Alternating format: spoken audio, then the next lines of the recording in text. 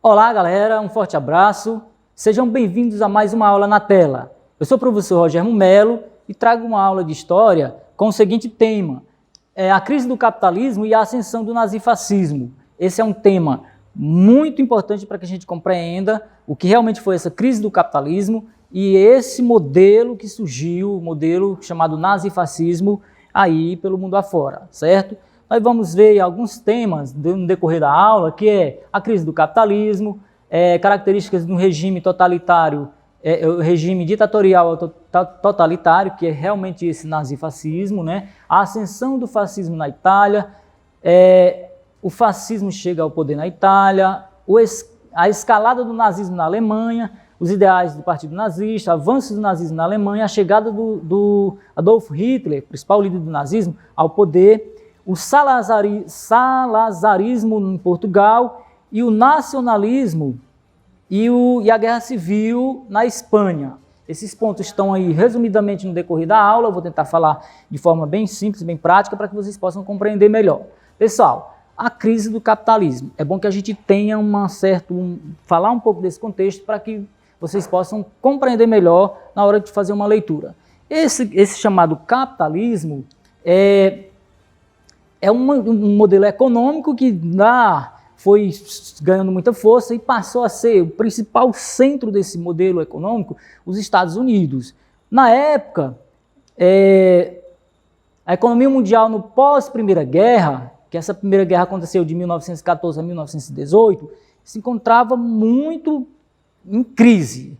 Muitos países europeus estavam totalmente devastados por ter se envolvido na Primeira Guerra, e a economia desses países estava ali realmente com muita dificuldade, muito desemprego, muitas terras improdutivas e, na verdade, surgindo aí muitos movimentos, rebeliões pelos países europeus e estava realmente uma situação incontrolável.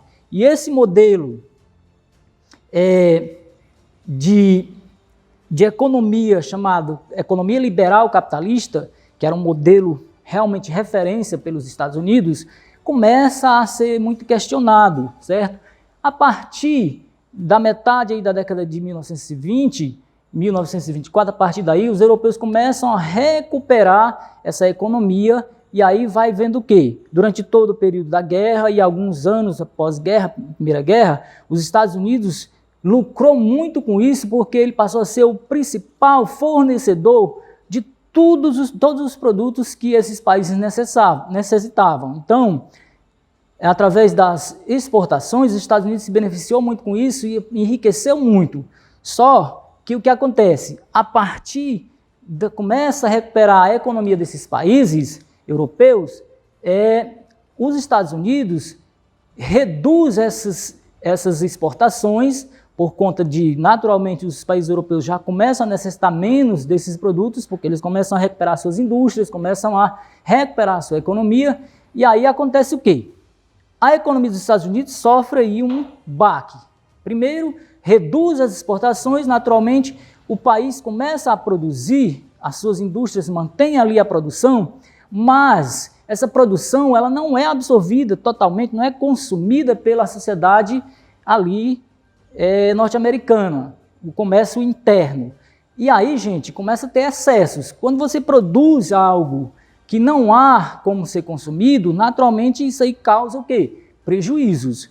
A economia dos Estados Unidos passou a ser assim meio artificial. Aqui eu vou falar um pouco de economia, embora eu não tenha uma compreensão muito boa, mas eu vou falar de que aconteceu a chamada quebra da Bolsa de Valores no ano de 1929. O que aconteceu realmente, pessoal?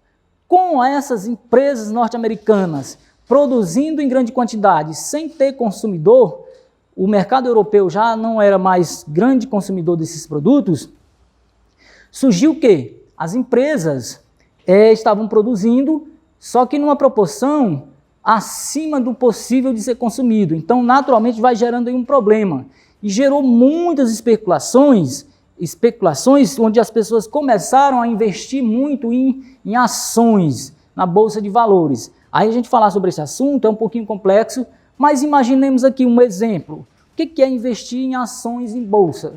É como se a pessoa pegasse um valor que tem, por exemplo assim, se a pessoa tem, por exemplo, 10 mil reais e quer investir em alguma coisa, ela pode investir em algo que vai produzir, ela comercializar e ganhar dinheiro com isso, mas ela pode optar por investir em ações. O que é isso? É pegar, como se você interessasse em comprar uma pequena partezinha de uma determinada empresa.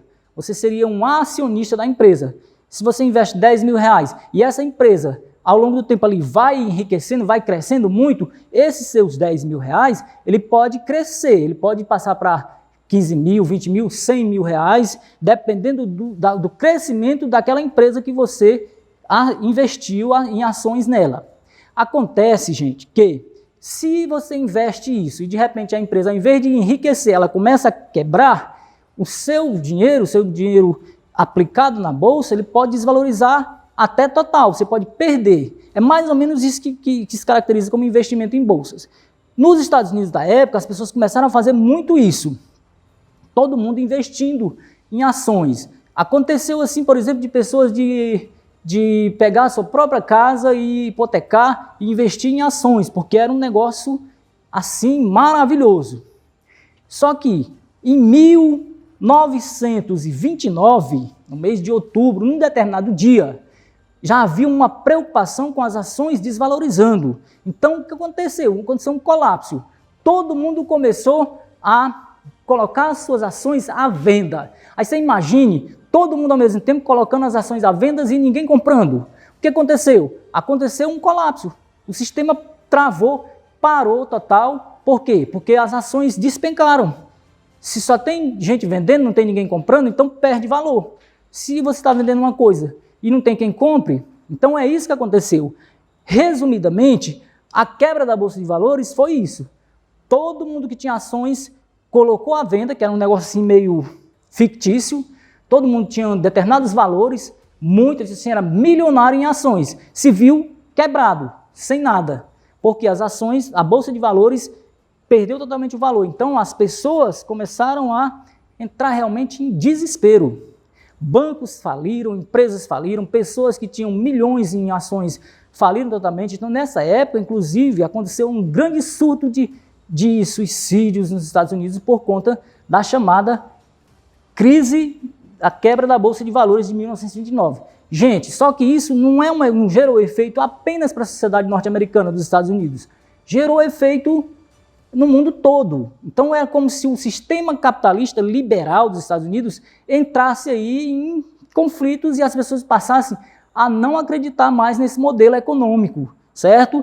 Então esse evento da quebra da Bolsa de Valores, vocês vão estudar melhor em outro momento, mas assim, a grosso modo é isso que eu estou tentando explicar.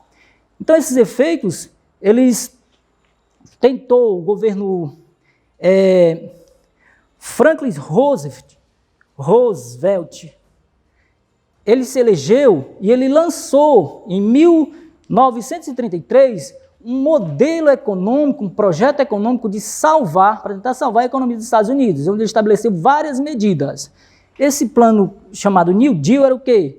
Era um novo plano, um plano econômico de tentar recuperar a economia dos Estados Unidos. Começou a liberar financiamento para as empresas começarem a se estruturar melhor, recuperar a sua produção, ele reduziu salários, ele reduziu carga horária para gerar emprego, várias medidas nesse modelo chamado New Deal de Franklin Roosevelt, era tentando aí resgatar e recuperar a economia nesse modelo capitalista, certo? E aí, gente, uma imagem muito típica da época, que essa foto é uma foto da época da quebra da Bolsa de Valores, que o capitalismo, na verdade, era divulgado no mundo inteiro como um sonho para qualquer nação. E aí tinha esse tipo de outdoor espalhado pelos Estados Unidos. Veja que, a partir da quebra da Bolsa de Valores, gerou uma pobreza muito grande nos Estados Unidos. E alguém tirou essa foto do outdoor, no fundo, e uma fila de norte-americanos aqui, famintos, para receber um prato de comida. Então, assim, é onde tem aqui o melhor padrão de vida do mundo, no outdoor, mas embaixo o quê? Uma fila de pessoas que, influenciadas pelo capitalismo, aí, após a quebra da Bolsa de Valores, estavam realmente numa pobreza imensa, sem condição nem de ter alimentos, certo? Essa imagem está no livro também e vocês podem dar uma lida com mais calma. Diante disso, gente, surge pelo mundo uma preocupação, certo? Aí, que modelo realmente pode ser visto como melhor para a humanidade? Falando de economia, de modelo social. Aqui fica o quê? A extrema-direita. O liberalismo econômico do capitalismo dos Estados Unidos é uma opção que, visto lá anteriormente como um modelo melhor para a humanidade, ou a extrema-esquerda, socialismo soviético, que na época estava ganhando muita força na Europa. O modelo socialista é um modelo ditador, centralizado também, mas com um modelo de sociedade planificada, sem classes sociais. Aí entra a questão de quem é capitalista tem ódio disso daqui, jamais vai querer. Então surge um movimento muito forte na Europa, que é o chamado movimento nacionalismo, nazifascismo, ou seja, poderes autoritários, totalitários que surgiram pela Europa. Nós vamos falar aí desses modelos que surgiram. Então, assim, jamais quem é capitalista vai aceitar isso aqui. Normalmente os capitalistas têm ódio do socialismo porque sabe que quem é rico, quem é milionário, sabe que com o socialismo ele perde. Naturalmente, falando de classes sociais, o socialismo favorece a quem? As minorias, as pessoas mais simples, mais humildes. Então, nesse momento histórico, pessoal, surgem os movimentos de regimes ditatoriais totalitários pela Europa. Nós temos o exemplo, vou caracterizar mais ou menos o que é isso. Um movimento, num poder ditatorial totalitário, que o poder é centralizado e controlado pelo Estado, ou seja, sobre a sociedade. O Estado domina totalmente a sociedade. Uma outra característica, o abuso de poder por parte do Estado. O Estado é soberano. A sociedade é totalmente omissa, sem forças para intervir em decisões do Estado. Há a questão da suspensão das liberdades individuais. As pessoas passam a viver dependendo de determinações desse ditador, né? Normalmente é um ditador que assume, certo? E a soberania do povo é substituída pela soberania do ditador. Geralmente não funciona esse ditatorial sem ter um ditador ali forte que as pessoas são obrigadas a obedecer. A identidade de cada pessoa é suprimida por meio do uso da força, geralmente força militar. Normalmente esses estados totalitários são estados dominados por militares, certo? Esse exemplo que nós estamos falando, na Europa, em vários países europeus, surgiu esses movimentos sempre com os militares. As pessoas perdem sua espontaneidade, ou seja, as pessoas perdem a liberdade de expressar opinião, de ser autêntico, de ter seu estilo próprio. Elas seguem o que é ditado e orientado pelo ditador que governa dessa forma. O ditador impõe suas ideologias através do controle dos meios de comunicação. Geralmente um ditador, ele controla tudo. Primeira preocupação do ditador é controlar os meios de comunicação onde só circule algo que seja positivo para a sua imagem. Algo que possa ser negativo, jamais um ditador deixa que circule. Então, controle dos meios de comunicação é uma característica também de uma ditadura. E a eliminação das liberdades por meio da prática de terror. Geralmente existe isso. As pessoas são privadas dos seus direitos, na maioria das vezes por medo da opressão, da forma como o ditador impõe o seu poder sobre a sociedade, certo? Vamos falar aqui agora em alguns casos que surgiram esse modelo totalitário, ditador na Europa da época, certo? Após a Primeira Guerra, pessoal, a Itália, por exemplo, estava em profunda crise. Muitas revoltas, muita rebelião, muitas fábricas tudo falidas. Então surgiu a ascensão do fascismo na Itália, viu? E aí vamos falar aqui um pouco, né? As terras estavam totalmente improdutivas, certo? E tinha a questão, os operários, num ato assim de desespero, tentaram ali dirigir as fábricas falidas por conta própria. Então era uma situação que a economia da Itália estava totalmente destruída, certo?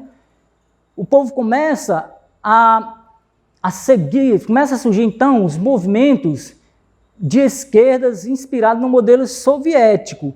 Ali próximo, mais para o lado do norte da Europa, todo o território da União Soviética estava seguindo um modelo socialista. Isso era um terror para os capitalistas. Então, assim, aqui há uma preocupação com as pessoas tendendo a gostar, a aceitar de modelo socialista. Então, a grande burguesia começa a ficar preocupada e começa a surgir um movimento liderado por Benito Mussolini, com o apoio da população. Surge aí o chamado Partido Nacional Fascista. Esse partido era o quê? Era liderado pela alta burguesia da Itália na época, burguesia falida, na verdade, mas com preocupações, com medo de se instalar um socialismo na Itália. Então, eles pregavam aí o ódio ao comunismo, é lógico, e desprezo às democracias liberais. Eles pregavam aí o quê? Um chamado nacionalismo, ou seja, falar bem, divulgar bem sobre a Itália, falar coisas boas sobre a Itália, tentar seguir um modelo único ali na Itália através de uma ditadura, certo? Então, assim, esse partido, pessoal, ele tenta participar das eleições, participa em 1919, só que não tem aceitação, eles não têm votos, eles não elegem ninguém. Então, a partir daí, eles procuram ver uma outra forma de divulgar o fascismo na Itália. E eles lançam a chamada Marcha sobre Roma, certo? Eles, através dessa marcha, lógico, o movimento fascista já tinha ganhado bastante força. Eles começaram a atacar partidos políticos, que eles entendiam que tinha que ser um partido único, o partido fascista, começam a atacar sindicatos, e através da Marcha sobre Roma foi onde eles realmente se destacaram bastante, certo? Nessa situação, o rei da Itália na época convoca Mussolini para assumir o comando efetivo, ou seja, como se fosse o primeiro-ministro da Itália, com essas ideias fascistas, certo, pessoal? E a partir de 1924, passa a pôr em prática a ditadura com muitas perseguições às oposições, ou seja, passam a perseguir aí quem defende liberalismo econômico, quem defende socialismo. Então, a ditadura, o chamado fascismo, chega ao poder na Itália a partir de 1924. Nesse sistema aí, onde eles pregavam ódio ao socialismo e pregavam aí um nacionalismo italiano, divulgando tudo sobre a Itália como fosse uma forma de salvar a economia do país e a vida das pessoas, certo? A escalada do nazismo, gente, na Alemanha, nazismo e fascismo são muito semelhantes. O nazismo na Alemanha tem algumas diferenças que eu vou tentar esclarecer, mas é muito semelhante ao que eu falei sobre o fascismo. Após a Primeira Guerra Mundial, a Alemanha também estava arrasada. Como eu falei, na Itália estava assim, mas era todos os países europeus, certo? Estava sendo obrigada a cumprir também as determinações do Tratado de Versalhes, porque quando terminou a Primeira Guerra Mundial, de acordo com esse tratado, uma assembleia grande aconteceu na cidade de Versalhes, lá na França, foi decidido que a Alemanha era a principal culpada pela Primeira Guerra e ela foi punida severamente por isso. Tinha que pagar muitas multas, tinha que reduzir exército, tinha que perder territórios, e os alemães não aceitavam essas imposições do Tratado de Versalhes, certo? Então, assim, uma revolução civil obrigou a Guilherme II a abdicar do trono, e naturalmente foi proclamada uma república parlamentarista na época, certo? A república eu chamo aqui Weimar, certo? Essas palavras assim, principalmente alemã, é meio difícil de complicar, mas no livro tem, vocês vão dar uma pesquisada. Essa república de Weimar foi implantada a partir de que o rei abdicou do trono, certo? Nesse contexto surgem os diversos movimentos nacionalistas, ou seja, esses movimentos nacionalistas que eram uma ideia do nazismo, do fascismo, era o quê? Defender o país como único, jamais se preocupar com o restante da sociedade. Essa questão de liberalismo para eles era totalmente negado, certo? E o principal, nessa época, pessoal, o principal partido da época que surgiu foi o chamado Partido Nacional Socialista dos Trabalhadores, ou seja, trabalhadores alemães, o chamado Partido Nazista, que tinha o seu principal líder, certo? Adolf Hitler. Vocês vão ver bastante sobre esse personagem histórico da história da Alemanha, mas história mundial, certo? Os ideais de Adolf Hitler, pessoal. Ele era um líder, naturalmente, ele tinha um dom da oratória. Ele liderava muito bem, ele falava o que os alemães precisavam ouvir, então ele adquiriu muitos adeptos, inclusive pessoas que idolatravam ele como salvador da Alemanha na época. Então, assim, ele pregava o quê? Uma rejeição ao Tratado de Versalhes, naturalmente, certo? E ia também à República de Weimar. E eles defendiam um Estado forte e militarizado. Veja aí, ó, através dos militares, eles acreditavam que era possível governar a Alemanha e tirar a Alemanha daquela situação.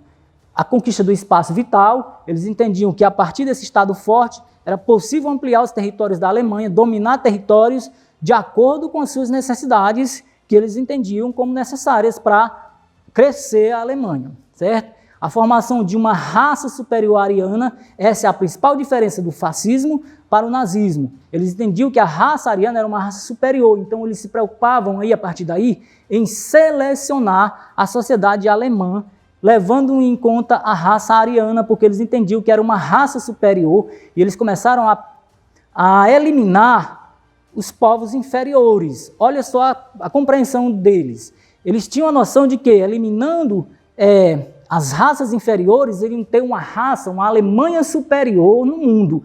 Ou seja, para eles era necessário eliminar ciganos, homossexuais, negros, certo? Eslavos.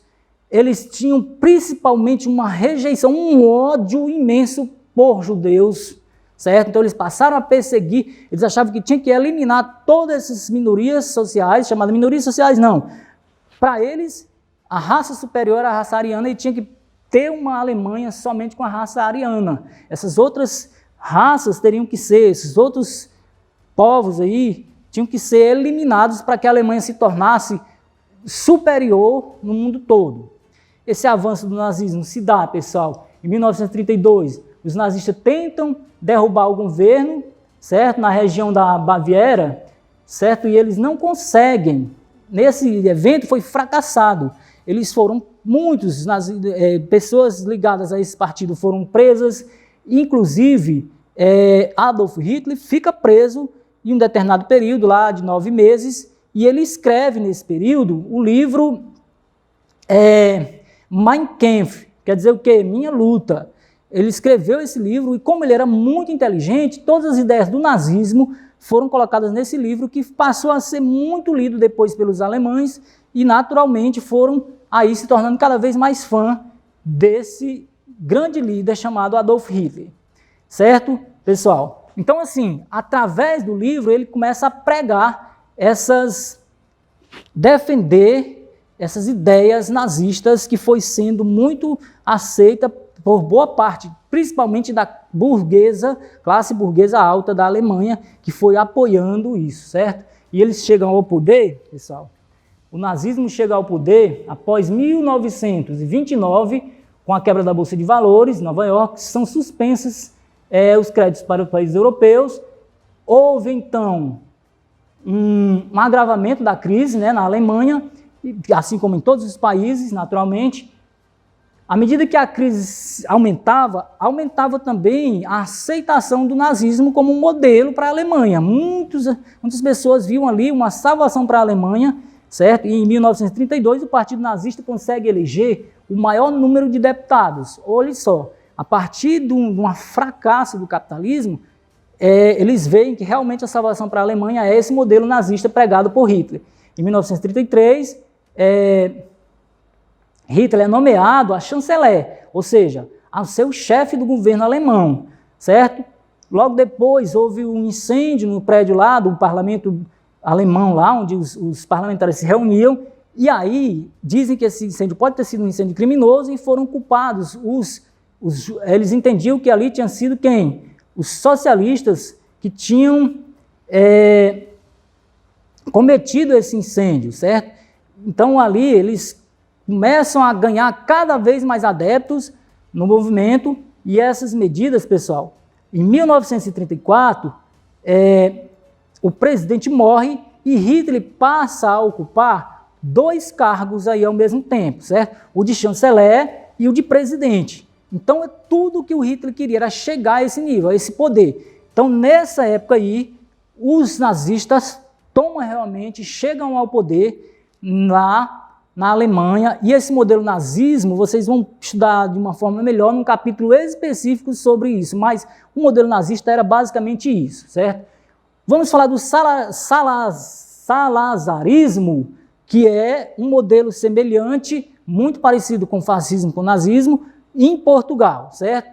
Lá em Portugal, pessoal, durante a ditadura em Portugal começou um golpe de Estado liderado pelo general Gomes da Costa, certo? E aí, aliado à Igreja Católica, em 1930, surge a União Nacional, que propõe um programa de Estado autoritário, nacionalismo católico, o chamado anticomunista também, certo? E aqui é o quê? Olha, Estado autoritário. Se requer o quê? Uma ditadura. Mesmo modelo implantado lá na Alemanha e na Itália. Então, destaque-se nesse sistema Antônio de Oliveira Salazar, por isso vem aí o nome salazarismo, assim como o fascismo e o nazismo na Alemanha. Salazar ganhou, em 1932, amplos poderes com o cargo de presidente do Conselho dos Ministros, é uma espécie de superior em relação ao governo da época.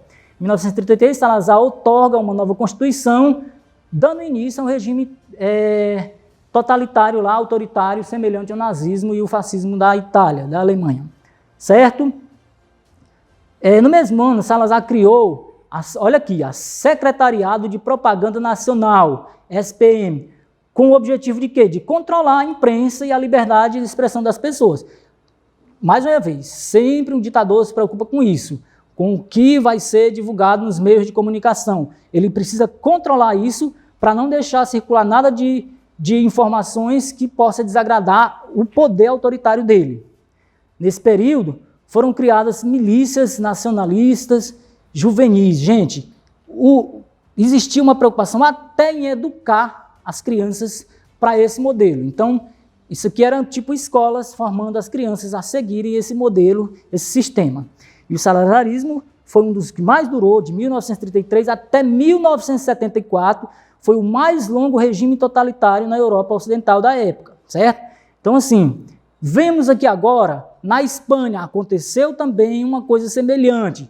Teve o chamado nacionalismo e houve lá a chamada Guerra Civil. Vou falar rapidamente para vocês. Em 1936, Francisco Franco iniciou um golpe militar nacionalista contra o governo popular da época, certo? Aqui, pessoal, esse grupo de Francisco Franco recebeu o apoio de latifundiários da igreja, além dos governos de Hitler, Mussolini e Salazar. Ou seja, olha aqui, ele recebeu o apoio de quem já estava implantando esse modelo lá na Itália, lá na Alemanha e na Espanha, em Portugal.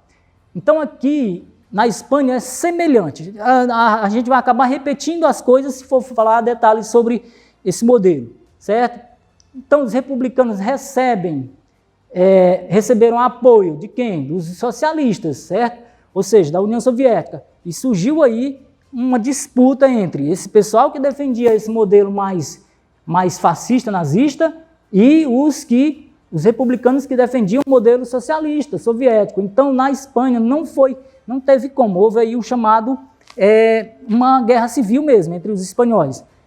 Pessoal, nesse cenário, certo? Chamada Guerra Civil Espanhola, os fascistas, foi aí uma disputa que eu acabei de falar entre fascistas e socialistas, né? Só que em 1937, pessoal, os alemães, atrás de testar tipo de armas, eles escolheram o quê? Um vilarejo espanhol para tentar ali testar E, na verdade, eles destruíram uma vila chamada Guernica, soltaram umas bombas lá, então arrasou a vila, que causou aí morte de muita gente, mais de 1.000 pessoas morreram e muita gente ficaram desabrigada. Então, essa destruição de Guernica foi um exemplo muito marcante na chamada Guerra Civil Espanhola entre os fascistas e os socialistas, certo? Auxiliado pelos nazistas, o general Franco implantou uma ditadura espanhola e deu aí, que durou até 1975. Também foi muito duradouro esse sistema totalitário na Espanha, certo? Então assim, pessoal, o franquismo caracterizou-se pelo nacionalismo católico, anticomunismo, perseguição e execução dos opositores, assim como nas demais, né, como lá na Itália, na Alemanha, certo? E o controle do ensino e repressão moral, ou seja, mais uma vez aqui, ó, eles controlam a sociedade através de ensino, ensinando as crianças para crescerem seguindo esse modelo, certo? Relacionado a isso, eu trago alguns pontos que eu acho que é importante como atividade, são sugestões, certo? Com o auxílio do seu professor, eu peço que faça uma pesquisa sobre o tema estudado através da leitura do capítulo 5 do livro PNLD, certo? Elabore uma explicação sobre as principais características de um governo através de uma ditadura. No Brasil, nós já vivemos uma situação como essa, ditaduras existiram em vários pontos do mundo. Você vai dar uma pesquisada e explicar como funciona. Após a leitura desse capítulo, aponte os principais fatores que fizeram surgir os ideais de governos ditatoriais, ou seja, ditaduras nacionalistas totalitárias na Europa do século XX. O que causou para que o pessoal tivesse essa ideia? Descreva as ideias implantadas por Adolf Hitler através do nazismo na Alemanha. Isso muito bom que vocês compreendam quais eram as ideias do nazismo. Pesquise sobre o sistema de ditadura militar implantado no Brasil a partir de 1964 até 1985, um exemplo que teve no Brasil de ditadura militar, e aponte semelhanças com a ditadura estudada nesse capítulo, certo? Pesquise sobre o termo intervenção militar, muito defendido por alguns brasileiros na atualidade, e aponte pontos negativos para a democracia de um país, chamada intervenção militar. É bom que vocês dêem uma estudada sobre isso e expliquem resumidamente no caderno de vocês. Gente, era isso que eu tinha para vocês relacionado a isso. O vídeo ficou um pouquinho longo, mas uma grande satisfação estar com vocês. Um forte abraço e até a próxima aula.